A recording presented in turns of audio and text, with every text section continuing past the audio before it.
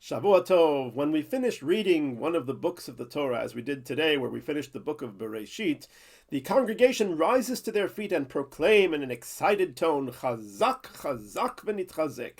Be strong, and let us be stronger.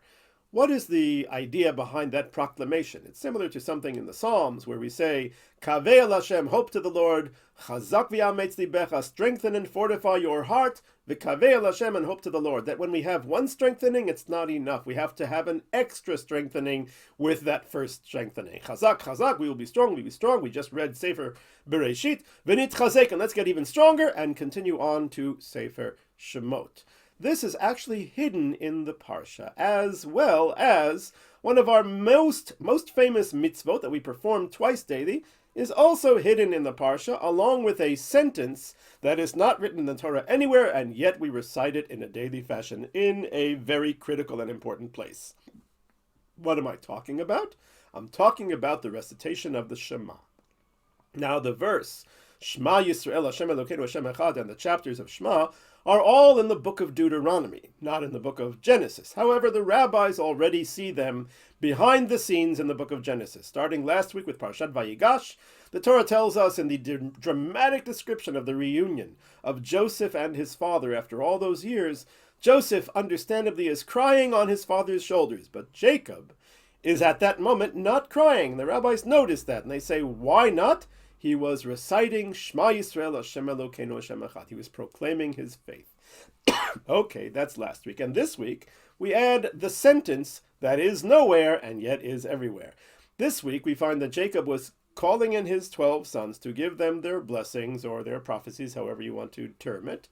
And he seeks to give them a prophecy at the beginning about what's going to be in the end of days. Gather around, I shall tell you what's going to be at the end of the days, but then he doesn't do that. He doesn't talk about that. And the rabbis say, what happened? Well, at that particular moment, Jacob felt the divine spirit leaving him, that he was incapable of uttering that prophecy. And he became concerned, and he said to the brothers, why did this happen? Is it perhaps possible that you, my sons, are not worthy? Maybe somebody here is not worthy to receive this prophecy? To which they responded, no, we're fine. They said, Shema Yisrael, hear, O Israel. And here they were using his name personally. He's not referring to the nation. They're talking to their father Israel. Listen, O father Israel, Hashem Elokeinu Hashem Echad, the Lord is our God, the Lord is one. We are okay. And at which Yaakov then says, Baruch Shem Kvod Malchuto Li'olam Va'ed. And that is the sentence. Blessed be the honored name of God and his kingdom forever and ever. So he was pleased to hear that his sons were complete, and therefore he gave an extra chizuk. As they gave a proclamation of faith, a strengthening, he gave an extra one, and he recited Baruch Shem Kvod Malchuto Li'olam Va'ed. Very good. And so because he said that, that has become part of the Shema. Whenever we recite the Shema, we say out loud, Shema Yisrael Hashem Elokeinu Hashem Echad, and then we say quietly, Baruch Shem Kvod Malchuto Li'olam Va'ed, because Yaakov said it. The question is, why don't we say it out loud? And the reason for that, the rabbis give, is because Moshe didn't write that pasuk in the Torah. That pasuk is nowhere in the Torah. In Parashat Vayetchanan, where we have Shema, it's Shema Yisrael Hashem Elokeinu Hashem Echad, v'ahavta et Hashem Elokecha. There's no Baruch Shem. So, since Moshe Rabbeinu didn't write it, didn't say it, so then we perhaps shouldn't say it at all. But then again, say the rabbis, well, Yaakov said it, and since Yaakov said it, maybe we should say it as well. So we have a compromise. We say it in an undertone, not out loud because Moshe didn't write it, but we don't not say it. We say it, and softly we enunciate the words because Yaakov did say it. What is this all about? So the great Rav Moshe Feinstein explains that there was a fundamental difference between the generation of Yaakov and the generation of Moshe. And the difference centers around the level of faith. How much faith did the Jewish people have in Hashem? Excuse me. In the time of Moshe Rabbeinu, their faith in God was perfect and complete, because that generation had witnessed with their own two eyes the 10 plagues, the splitting of the sea, the overt wonders and miracles of the Exodus. Therefore, their faith was not in question. For them, it wasn't even faith, it was knowledge that God exists and rules over the world. However, in Yaakov's time, the faith was perhaps a bit weaker. And when you have a weaker faith, then you need to give extra strengthening to that faith. And therefore, in Yaakov's time, there was a need, even after reciting Shma Yisrael Hashem Elokeinu Hashem Echad, to add Baruch Shem Kvod Malchuto Leolam Va'ed, something which was not necessary in Moshe's generation. That would also explain why on Yom Kippur we say the Baruch Shem Kvod Malchuto Leolam Va'ed out loud. That's unusual. Why do we do it out loud on Yom Kippur? And the answer of Moshe Feinstein gives is because, well, basically, if we were to say it out loud during the rest of the year, we would be embarrassing ourselves. Why? Because the only reason to say that pasuk of Baruch Shem Kvod Malchuto Leolam Va'ed is because we know that our faith isn't perfect, isn't complete. So saying it out loud would almost be like confessing our weakness out loud in a public fashion, which is not the appropriate thing. When we recite tachanunim, when we recite confessionals, we generally want to do it quietly. However, since on Yom Kippur we're confessing sins in a very public fashion, so then we can also say Baruch Shem Kvod Malchuto Leolam Va'ed out loud, because that is, in a sense, a confession of its own, a confession that our faith is not perfectly strong, and therefore we need to give it extra strengthening, extra chizuk, as we would say. That's a beautiful explanation. But let's go back and understand, why was there a weakness in faith in the time of Yaakov? Indeed, I saw a beautiful article from a rabbi from America, a Rabbi Hauer, who asks another question: why doesn't the Exodus happen in this week's Parsha? After all, the famine is over, Yaakov dies, and the brothers are going to take him to Eretz Canaan, to Ma'arat HaMachpelah, to bury him in Hebron. Why don't they all just go back to their homes and stay there? Why are they again going to return to Egypt? Why did God not allow them to return there? First of all, it wasn't just God. God, through the Egyptians, did not allow them to move permanently back to the land of Canaan, to end the exile, and to have already Yetziat Mitzrayim then, because of the reasons that we discussed earlier of faith. Practically, it happened because the Egyptians did not give permission for the women and the children to go with the menfolk for the burial. So therefore, the menfolk would have to come home. And we even find that Joseph had to ask for permission for even that. So we see already that as much as the Egyptians were welcoming, and they were indeed very, very welcoming, they still didn't want us to leave. So the exile, the servitude, maybe the whips and the forced labor hadn't yet started, but still the servitude, in a sense, had already started from the moment they arrived. But why were they not worthy indeed to go? Why did God prevent them from going in this fashion? The answer is faith. Because had we gone to the land of Eretz Israel at this point in the story, without having witnessed the 10 plagues and the splitting of the sea, our faith would not have been strong enough to last and pass the test of time. Only by the Exodus, with the 10 makot, with the splitting of the sea, when we saw God's hand, only then was the faith so strong and powerful that indeed it would last forever, as we are living witness to by the fact that we sit down every year and have a Seder Pesach, for example.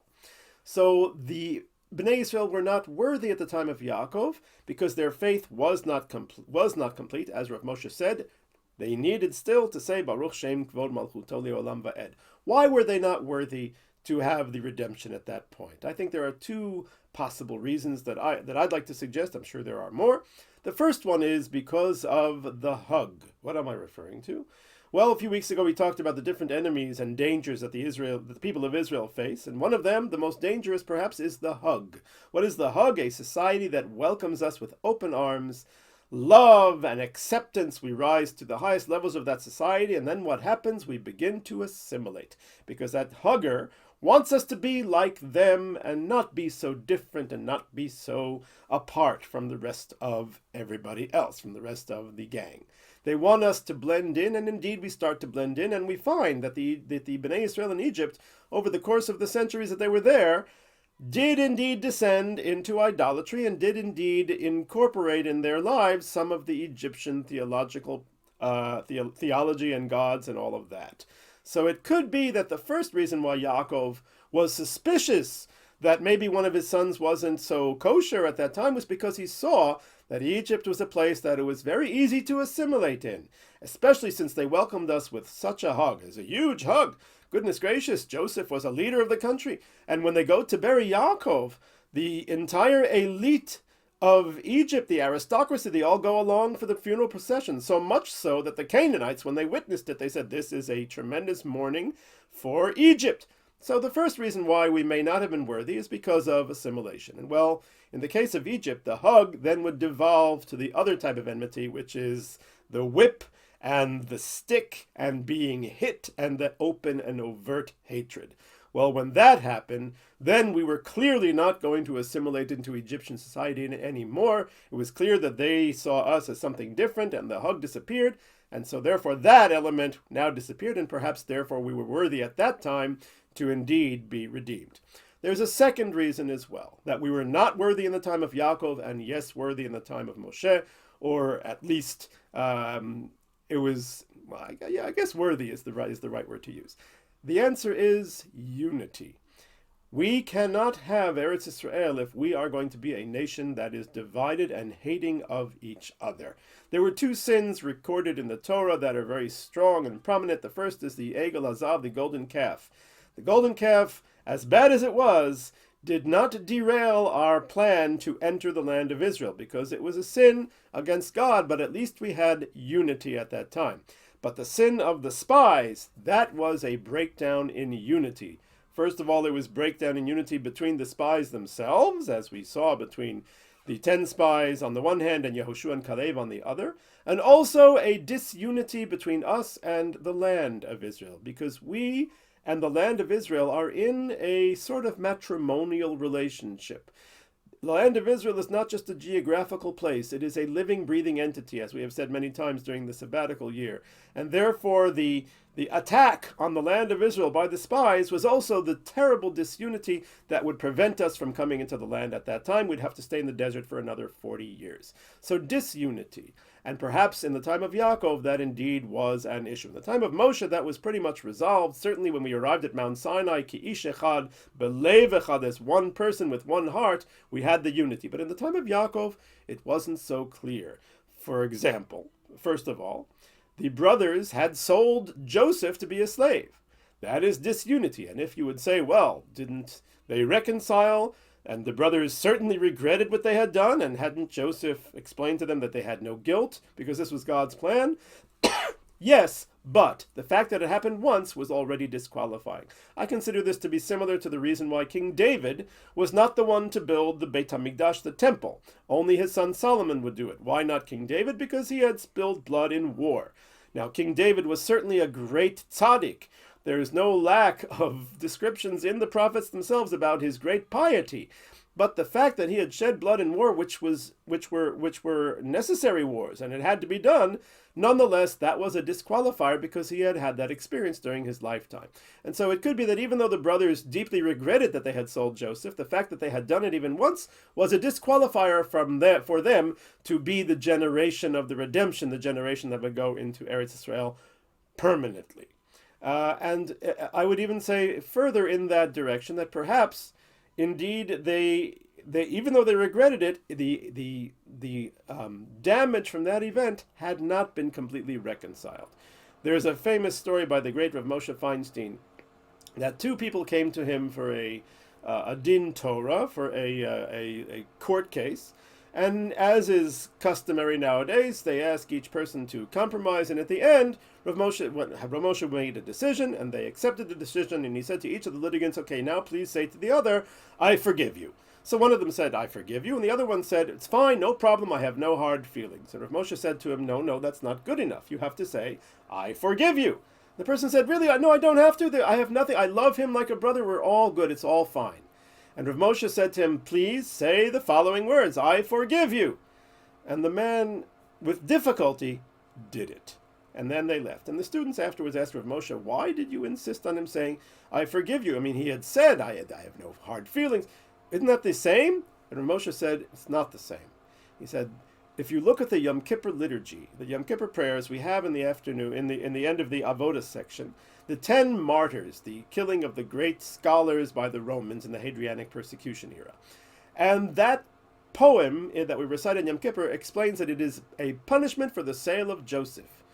The sale of Joseph happened a long time before, more than a millennium before. What is because, says Rav Moshe Feinstein, because the sale of Joseph was never properly resolved. Because the brothers never said to Joseph, we are sorry, and Joseph never said to them, I forgive you. They had said, maybe he'll punish us, maybe he'll have vengeance against us. When Yaakov dies, they send a message that your brothers are feeling terribly guilty about what they did, and the reason why they did is because they said to each other, now that our father Yaakov has died, Joseph is going to hate us, he's going to go after us, he's going to kill us, he's going to do whatever he's going to do to us. Lu Yistamenu, he's going to detest us. And that phrase, Lu Yistamenu, means lest he detest us. That's the way it's usually translated.